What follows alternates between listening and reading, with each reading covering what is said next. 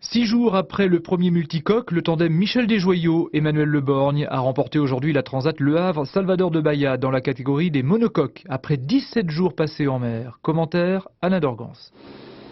Au terme d'un suspense insoutenable, Michel Desjoyaux remporte aux côtés d'Emmanuel Le Borgne la Transat Jacques Vabre à monocoque.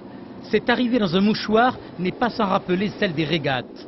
Michel Desjoyaux et Emmanuel Le Borgne ont devancé de moins d'une heure à peine Guillemot et Codelier. À 42 ans, Michel Desjoyaux est un marin hors norme dont l'humilité est à la démesure de son palmarès impressionnant. Vainqueur de 3 solitaires de Figaro, de la Route du Rhum, du Vendée Globe 2001, le marin de Concarneau qui a tout gagné n'est pas à une victoire près. Ce qui est sûr, c'est que c'est une belle victoire parce que même si on était dans les favoris au début, je pense que le choix de mon coéquipier n'était pas forcément, au vu de tout le monde, le choix d'un potentiel vainqueur. Or, on vient de montrer le contraire. Ensuite, c'est sûr que la victoire devant le plateau et dans les conditions qu'on a eues, et avec les rebondissements qu'il y a eu, elle est assez savoureuse. Michel Desjoyaux, qui se complaît dans la solitude du marin, est aussi un perfectionniste.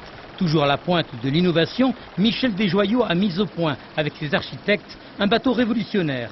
Un bateau qu'il a épuré à l'extrême, afin de le rendre efficace, par petits temps comme par gros temps. Les duettistes Desjoyaux et Le Borgne franchissent la ligne en vainqueur à Salvador de Bahia.